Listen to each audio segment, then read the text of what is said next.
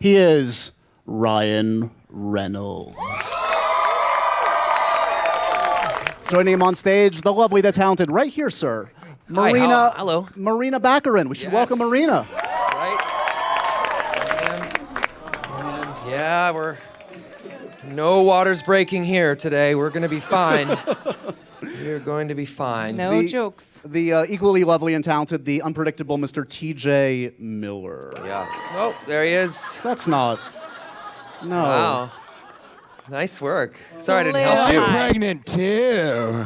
Oh, wow. Well, we'll get into that in a second. But before we continue with this panel, we have to bring in Mr. Ed Skrein. Yeah.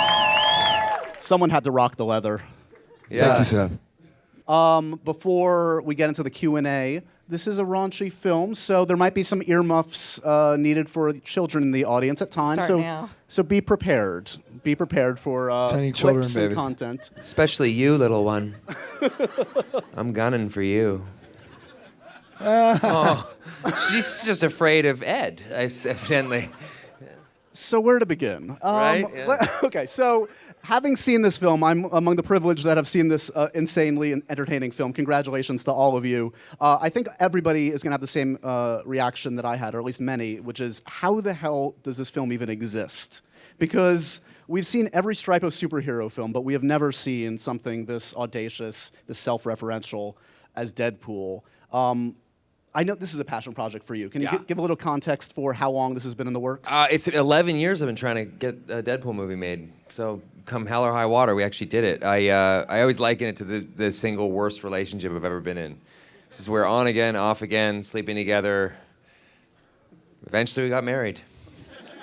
But it was rough going there for a little while. The movie it's probably one of the most unorthodox superheroes you could ever have, because you have a protagonist in this movie that's morally flexible. He's not necessarily the best guy in the world. He's not the worst guy either. So he sort of is governed by his own whim. And on the road to getting this movie made, Fox, they have the X-Men franchise, obviously, and Deadpool lives within that X-Men franchise. And they also call the X-Men franchise over at Fox Cha-Ching.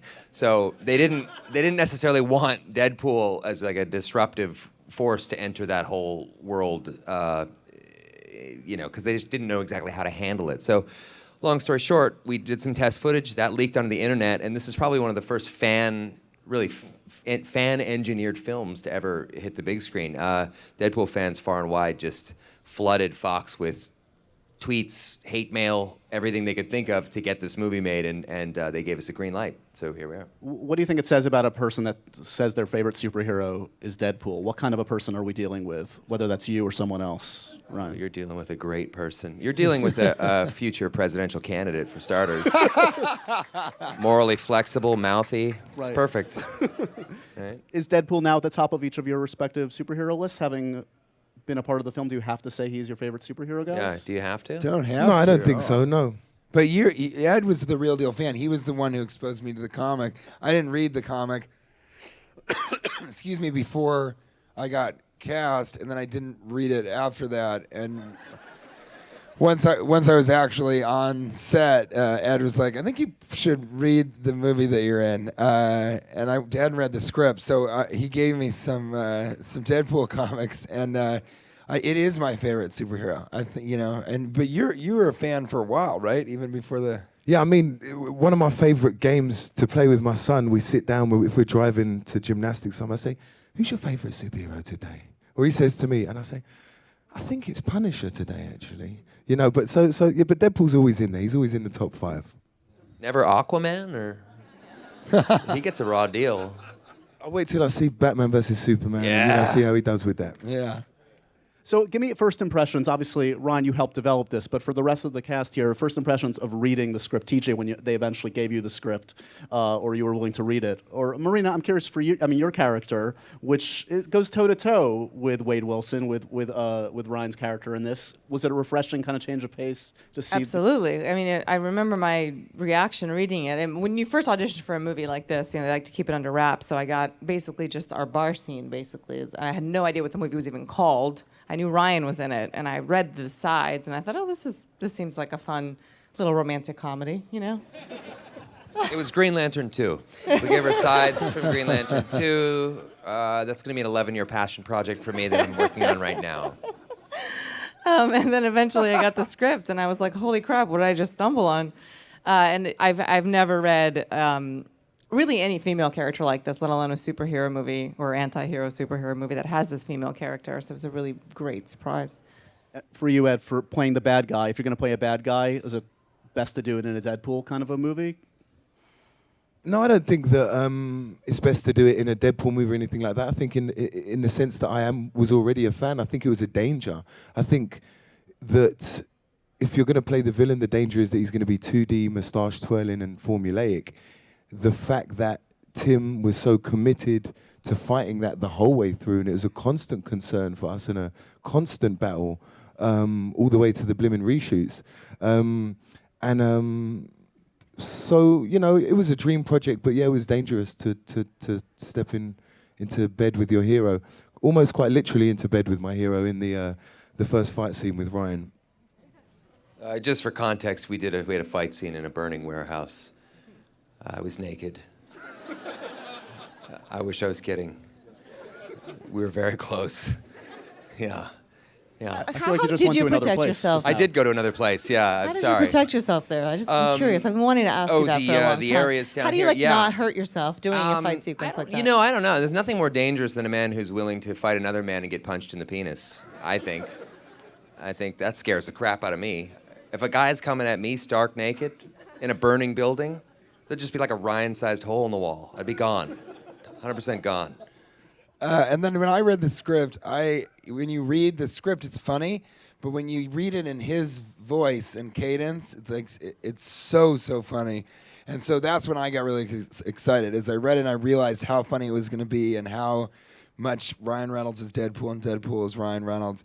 Then I thought it was really funny, and I realized, okay, I better start to figure out how to make Weasel even as funny, possibly as Ryan's character, because then, you know, I've been in a lot of movies where I really am the comic relief, but I haven't been in as many where, you know, I'm playing opposite somebody who's much funnier than I am and not quite as good looking. But what are you gonna do? That's not true. We had every time TJ would work, you just point the camera at him and just get the hell out of the way. That's exactly how it goes. That's the edict on set. They also had to be like, TJ, the camera's over here, okay? Turn around, because I don't really know what I'm doing. But actually, that is a point, because now when I read Deadpool's comics, all I hear is Ryan's bloody voice. I'm so sorry. I know. I thought I'd got away from you when we rapped. No, yeah. The Punisher too. He's hilarious. Yeah. TJ, I feel like the last film of this size, and it's not as big. I mean, this is actually by the superhero standards, a budget-conscious movie. You guys made this on a smart level. But I was curious, compare and contrast your experience on this one versus Transformers. Yogi Bear 3D. What? Transformers? I don't talk about anything but Yogi Bear 3D and Deadpool.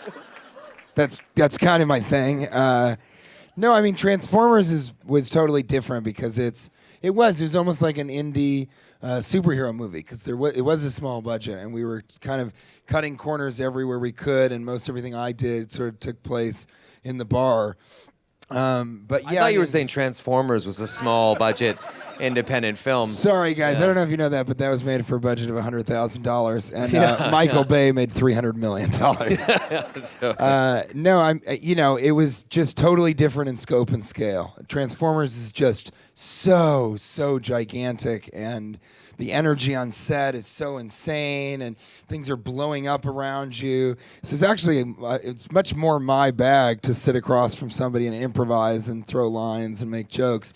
So I kind of, be a comedian, I much prefer Deadpool to Transformers 4, to be sure.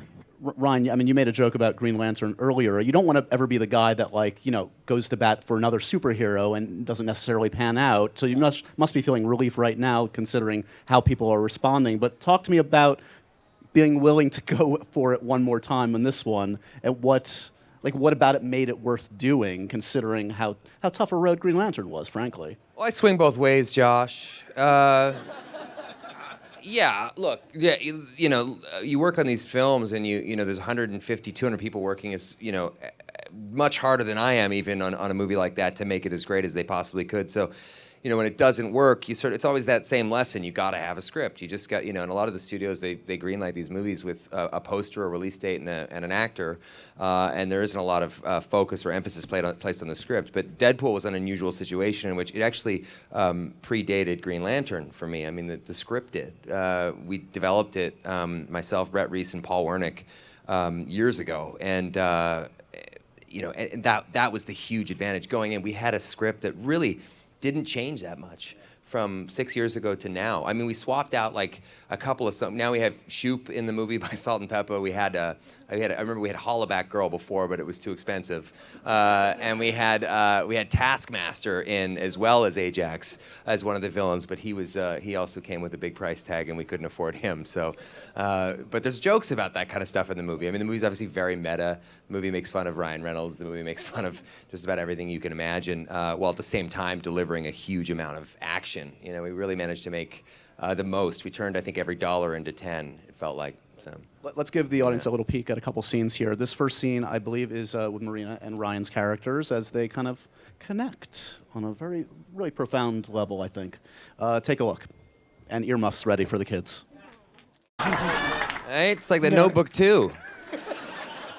Romance. It's a perfect Valentine's Day movie, actually. It really is. It is. Yeah. Don't you think? I think so. Yeah, and I am method. That ring pop is still up there.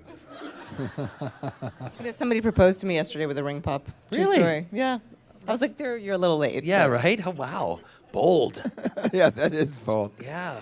I'll raise your child. That's a bold thing for God. Wow, I like that. It's a cool thing though, because for how much comedy there is, and there's so many jokes in the movie that you have to see it a second time because you'll laugh over some of the jokes. They come so quickly.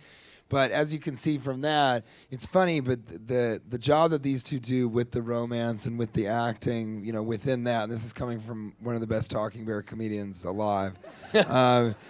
I really feel like it's almost two movies, It's this action, superhero, R-rated comedy, but it also is kind of an appropriate Valentine's Day fare. I mean, that's what's so interesting about it is that it's a very, very dynamic movie, which speaks to Ryan, and his many strengths, and also to Morena's, but not to Ed and I. Just kidding. Plus, it's got a fair bit of sex in it, I should say. I feel wrong talking about that with Marina pregnant on stage. But Yeah. I It was had that there. much It's sex in okay. it. Yeah. Yeah. 9 months after the shoot. Yeah. I was nowhere near her. But it will go down, I think, in the record books for something. It's quite an extensive, elaborate, interesting sequence. to There say is the a least. very athletic sex montage that are happens in this movie. What are your memories? Pleasant, happy, sad, confused, whatever. Of Well, that, there's all of the above. It's sort of because it's funny as well, the montage in the movie, but it's also awkward. I mean, you're shooting it, and you're staring at it like something like this. I mean, except they're crew members that are much hungrier and wanting to go to lunch more so. So it's the sex stuff is always weird to shoot. It was fun in this case after we got a little bit over the awkwardness because it was about finding bizarre ways that these people copulate. Yeah. How would they have sex on 4th of July, Yeah. for example? Yeah, we go through all the holidays. I always wondered how method actors are with that kind of stuff. Because they're really committed. I've worked with guys where he's okay. He's the guy that hates me in the movie, and you'll break for lunch. And you're at the lunch line. I'm just getting a Greek salad. I'm getting a hairy eyeball from this guy over here, and I'm like, when do you let it go? But where do they draw the line? What if there is a sex scene? What if they actually have to take a human life? Right? I'll ask Who's Daniel method Day-Lewis now, when he's asshole? Yeah. Yeah. Jerks. One of the cool things about this movie is the way it does kind of interact with the other Marvel Fox movies, the X-Men movies. There are references, there are nods aplenty throughout. Let's look at this clip first of all, because this includes some characters familiar to fans of the X-Men universe. It comes towards the end, and then we can talk about sort of how it all fits together. Take a look. True story. That actually happened. Right there. It did. 100%. I want to ask about, for instance, Colossus in that sequence. Yeah. Is a character we've seen in limited fashion in other Yeah. X-Men films. Did you kind of have free reign to use any characters you wanted, or was it kind of a lot of off limits in terms of the kind of stuff you could have fun with? Everything was off limits. Fox was so stingy. We were like, we want Wolverine. They're like, you can't have Wolverine. I was like, all right, Magneto. And they're like, no. So yeah, we kept going. Negasonic Teenage Warhead appears in one comic book, like it's a Monster Magnet song. She's named after a song called Negasonic Teenage Warhead, and she appears in one comic. And then Colossus, of course, is like a perennial favorite. He's a fairly marquee X-Men character, and we had free reign with him. But we got to do both of those characters justice in as much as they're very incredibly faithful to the comic books. I mean, this is the first time Colossus has appeared in the correct way in a film. So. Do any of you have favorite references, whether it's to other comic book stuff or 90s references or whatever? This, as TJ was saying, this is a film that's really, you need to see it a couple times. I've only seen it once. I'm going to pick up more, I'm sure, the second time. What's a favorite reference you have in the film? Mine's really obscure. I love the Judy Blume reference. Yes. When Deadpool's bleeding profusely and he says, "Are you there, God? It's me, Margaret." And then jumps off a bridge. That's amazing. I didn't get that. Sorry, yeah. Okay. Please go on, TJ. Okay, thank you, Ed. You're welcome, TJ. It was, for me, he has the funniest line in the movie is "Dad," and you'll see why later. But and then I love that there's so much good 90s hip-hop that it makes me laugh. Yeah. The millennials will be Shazamming it like, wow, what's that new song? Yeah. Shoot. Going Down for Real by Flo Rida? Oh, Yeah. sorry, Florida? That's it. Yeah. Ed? My favorite line definitely is McAvoy or Stewart. Yeah. I won't say the context too much, but that's definitely my At one favorite point, line. Deadpool asks, Professor Xavier is mentioned in Deadpool. Yes. Responds with, "McAvoy or Stewart." Yeah. These timelines are so confusing. Yeah. We love that, yeah. Poetry. Marina, Well, I'm with TJ. The music for me does it. I mean, all the references, it's everything I grew up with, and you're right. Little DMX. That's not going to hurt anybody, you Right. know? And last night at the fan screening, I met Salt and Pepper. I and know, they asked were me there. for It a was picture, amazing. and I was, Yeah. I was like speaking really high pitched. And It was I was great. so overexcited. I lost my cool, whatever little cool there Yeah. was before.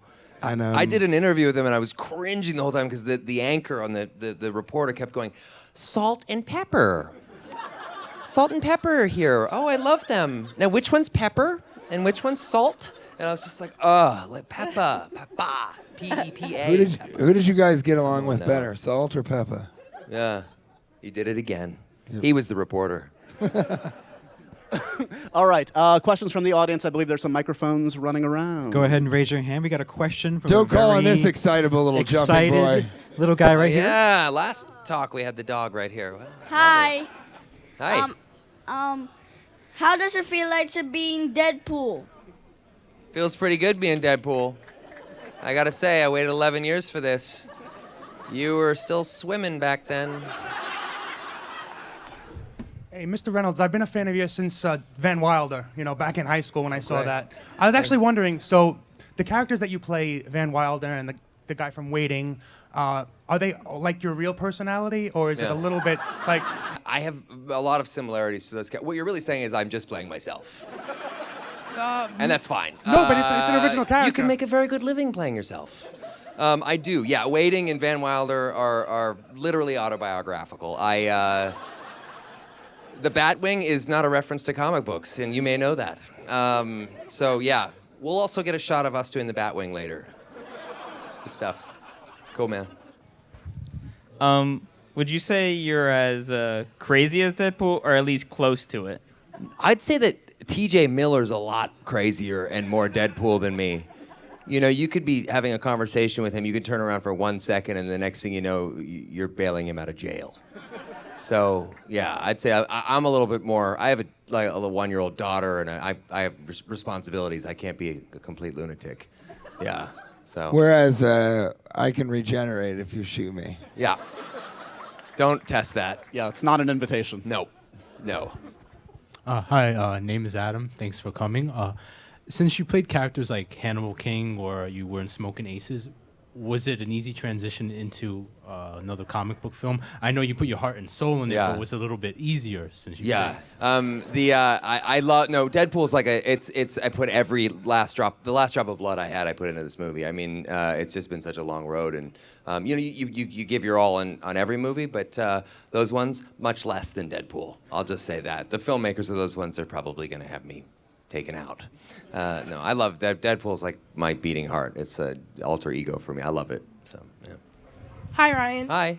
I'm Samantha from Florida. Hi, Samantha from Florida. Is that Florida? Florida. This Florida. question's going down for real. I know, yeah.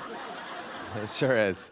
Okay, so seeing that this movie seems to be like the top of like just overly whelming and seems to have everything, as an actor, will you be able to top this? Oh, will I be able to top this? I can guarantee you I won't. Like, I know that for a fact. Ever. Yeah. Maybe if we got an X-Force movie.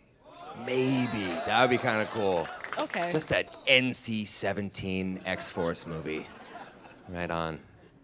Thank you. I want to tell you that when I did my Flowrider joke just then, this guy just gave me one. It's the guy holding the dog. Just looked at me and was like, Yeah. "I've never had a man with a dog just be disappointed in me." Yeah, right? How does it feel to take the persona of Deadpool? Yeah. It feels really good. The first time I put that big red body condom on, I was pretty happy. That was a big dream of mine. How old are you? I'm 13. I'm sorry. It's amazing. Ryan, I just recently saw your film, The Voices. Oh, yeah. And I thought it was a brilliant film. Thank you. I love that movie. I was curious on how you chose to do that when you read the script and how each of you pick movies when you just read the script based off, Yeah. Well, I loved The Voices. Was a movie I did. It was a small movie, but it was about probably the most likable serial killer on earth. He was a guy who was like just the sweetest soul you've ever met, but just can't help killing people.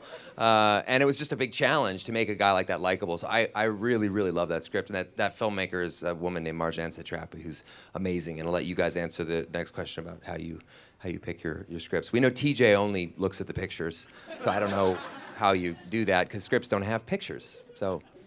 I draw them on there. Yeah. How do you do it?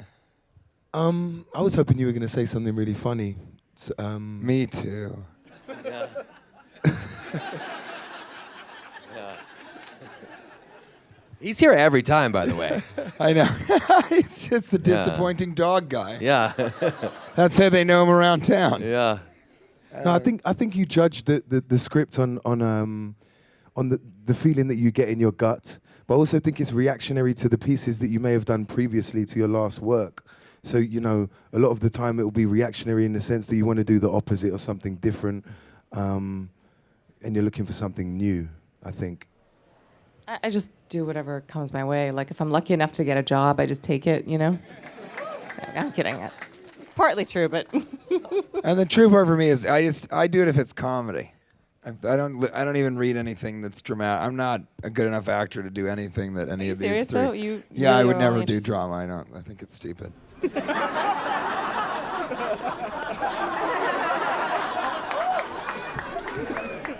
So my question goes to, I know you've been trying to get this movie made for a very, very long time. How did you guys approach character development? And this is especially for TJ Miller and Yogi Bear 3D. I'm a huge fan. Thank you very of much. everything you've ever done, for real. I am a huge Thanks. You have fan, terrible so- standards, very low standards. I need you to have a conversation with this dog guy over here.